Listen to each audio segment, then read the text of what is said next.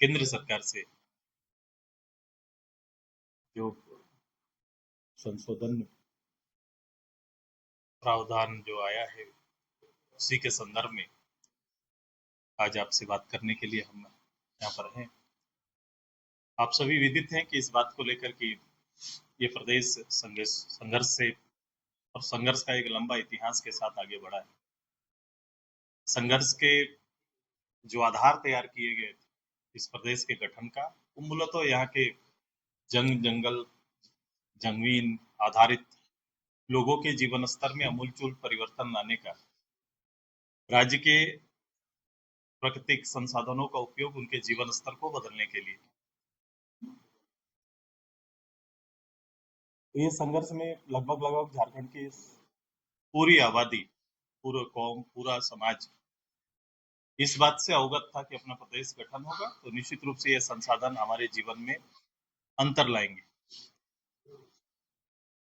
पिछले दिन सर्वोच्च न्यायालय के आदेश से राज्य सरकार को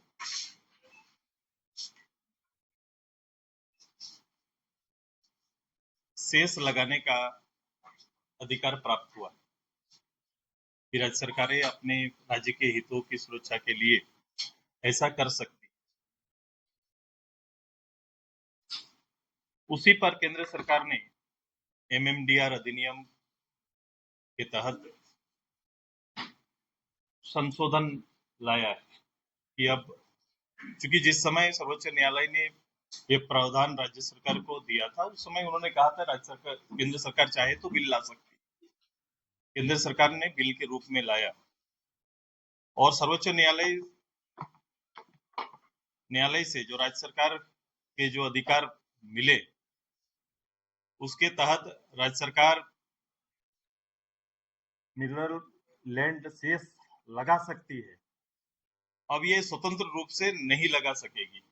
जो उच्च न्यायालय का था आदेश उसके तहत ये लगा सकती है सेस, लेकिन अब इस प्रावधानों के बाद राज्य सरकार सीधे तौर पर सेस लगा नहीं सकती। लेकिन उसी के अधिनियम धारा 9D का प्रावधान है कि जिस पर हमने कल केंद्रीय मंत्री को आग्रह किया है कि भारत सरकार से हमने आग्रह किया कि 9D के तहत भारत सरकार से अनुरोध है कि सिर्फ खनिज क्षेत्रों में रह रहे लोगों के लिए राशि का विशेष योजनाओं चलाने का शर्त के साथ राज्य सरकार को अनुमति प्रदान करें। ये हमने केंद्र सरकार के मंत्री जी से आग्रह किया है। ऐसा प्रावधान है कि शर्तों के साथ राज्य सरकारों को ये अधिकार दिया जा सकता है। खनिज क्षेत्र में अर्जित राजस्व का दुरुपयोग की बातें लगातार आ रही।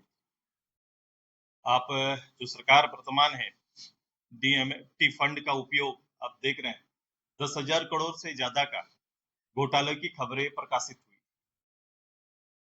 अब इस सरकार के चाल चरित्र और चेहरे को लगभग हम सभी झारखंडी पूरे सभी लोग अवगत हो गए और इसका जो चेहरा है वो अवैध खनन, नौकरी बिक्री और शराब घोटाले प्रमुख रूप से ये कैरेक्टर बन के इनका सामने आया है। सरकार का मूल चरित्र पर अंकुश लगाना जरूरी है।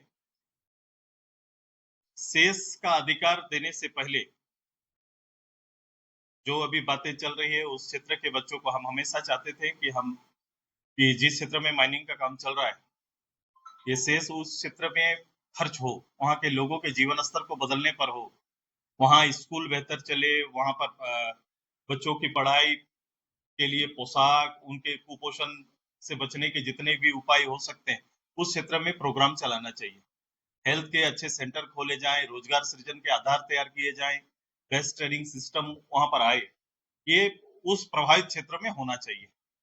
लेकिन ये इसका दुरुपयोग करते आ रही है ये सरकार। आप देखेंगे कि ये सेस लगने के बाद जो कोयला उत्पादन में वृद्धि दर 8% था, सेस लगने के बाद ये मात्र 2% रह गया है।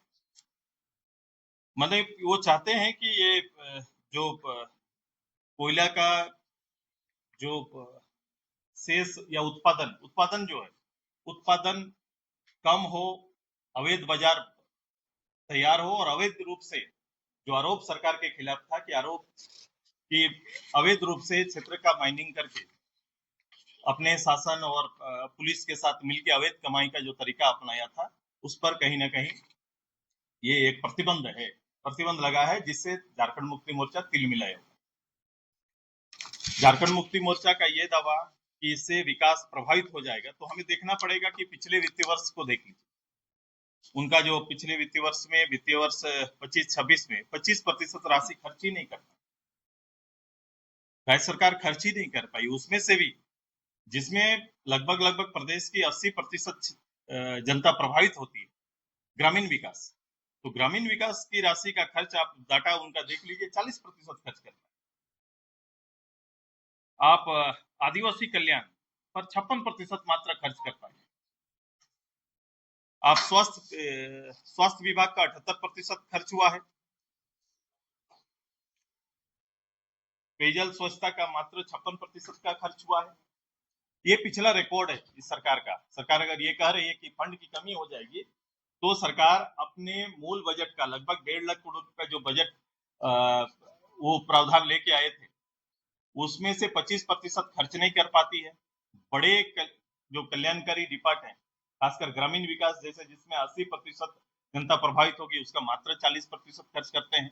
पेयजल स्वच्छता में मात्र 56% खर्च करते हैं। आदिवासी विकास में मात्र 52% खर्च होता है। लेकिन सरकार का कमीशन और उगाही वाले डिपार्ट में 90% खर्च है, जिसमें सरकार का उगाही वाला विभाग है, जिसमें धन उगाई जाती है सरकार की ओर से, उसमें 90% खर्च हुआ है। झामुमो ये कह रही है कि हम झारखंड और झारखंडियों के हितों के लिए आंदोलन चलाएंगे, नाकेबंदी करेंगे। ये उनका पॉलिटिकल स्टैंड हो सकता है। ये वो राज्य की जनभावनाओं को टकराव की स्थिति में ले जाना चाहते हैं। आजसू खन संपदा को लोगों के जीवन में बेहतरी के लिए झारखंड और झारखंडियों के हितों में सहयोग और संवाद की बात कर रहे हैं कि राज्य सरकार अगर ईमानदार है, तो सरकार अपने तथ्यों के साथ भारत सरकार से पहल करना चाहिए।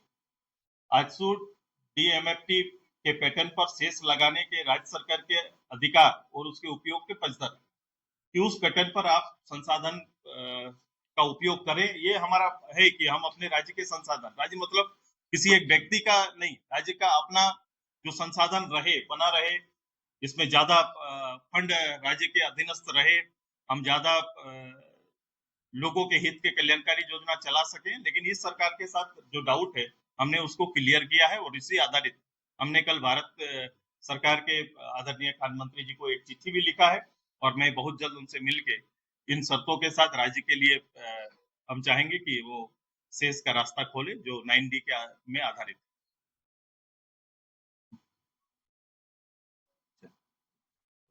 माना जाए कि सवाल पर आप सरकार के साथ हैं। तो सरकार के साथ और अलग सरकार का साथ और इसको पॉलिटिकल ना देखें। हम हमेशा, मैंने शुरू ही किया इस बात को लेकर कि राज्य के संसाधन बेहतर हो और संसाधनों का उपयोग हम अपने लोगों के लिए बेहतर कर पाए, ये प्रावधान हमारे लिए, राज्य के लिए लाभकारी है। मैं किसी दल और उसके पक्ष में नहीं बोल रहा हूँ। राज्य के लिए संसाधन होना जरूरी है, और संसाधन हमारे लिए, हमारा सपना तो इसी से बना है, हम इसी सपनों को गढ़ने की बात की है।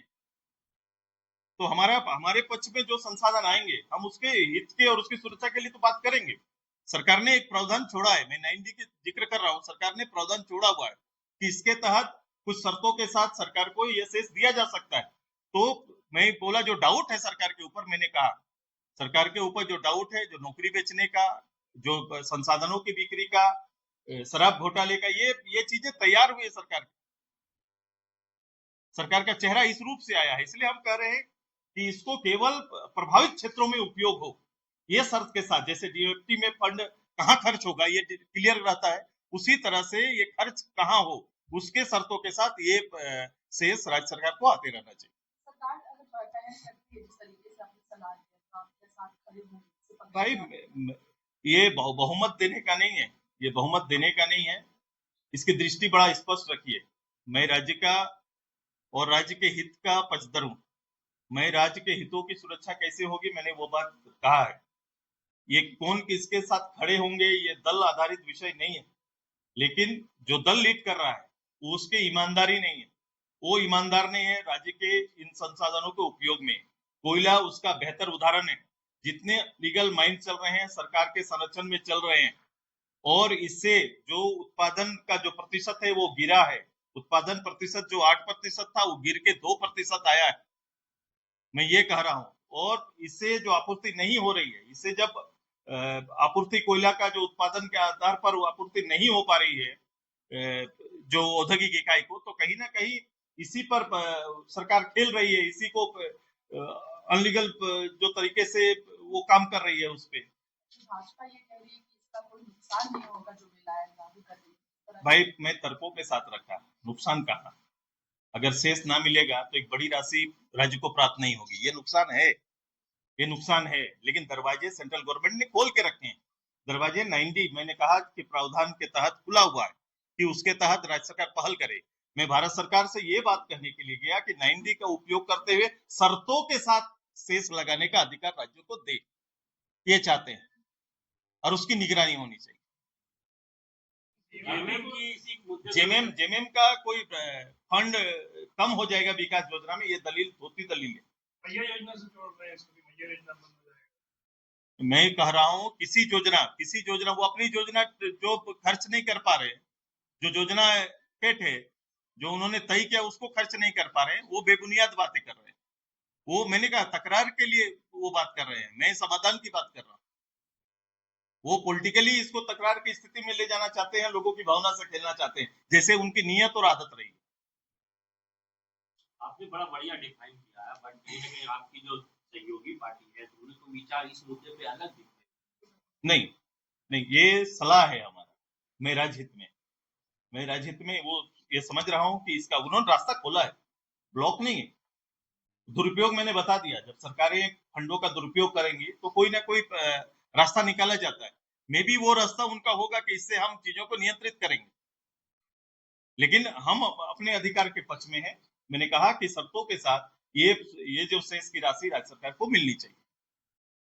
सर ऐसा अलग सवाल है, जेपीसी सीजीएल के जो चयनित अभ्यर्थी हैं लगभग 2000 की संख्या है, अब वो लोग आंदोलन पर डटे हुए हैं। आप लोग कैसे देख रहे हैं सरकार की तरफ से जेपीसी सीजीएल को लेकर लिया गया, तमाम रिफॉर्म के नाम पर परीक्षाएं रद्द कर दी गई? देखो, छात्रों ने अपना मांग रखा, आंदोलन किया, सरकार ने अपने तरीके से मांग माना। छात्रों ने आंदोलन के लिए 2 महीने के लिए स्थगित किया, यही तो है अभी तक का निर्णय, किसी रूप से कह सकते हैं उन्होंने स्थगित किया है। लेकिन सवाल यहाँ पर सरकार का है कि मेरा मानना है सरकार ने परीक्षाओं को रद्द किया है, ये न्यायिक समीक्षा में टिकेगा नहीं, क्योंकि सरकार के अधीनस्थ जेपीएससी है नहीं, तो निरस्त करने का अधिकार उन्हीं को था, ये सरकार ने किया। तो सरकार छल किया है, सरकार ने छल किया है बेसिकली। जिसको जो अधिकार है वो अधिकार के काम करेंगे ना, सरकार कैसे तय कर देगी? जो स्वतंत्र बॉडी को परीक्षा निरस्त करने का या कैलेंडर निकालने का ये नहीं कर सकते थे ना, तो उन्होंने छल किया, सरकार ने छल किया है। और ये देखिएगा 8-10 दिन के बाद ये चीजें सामने आएंगी।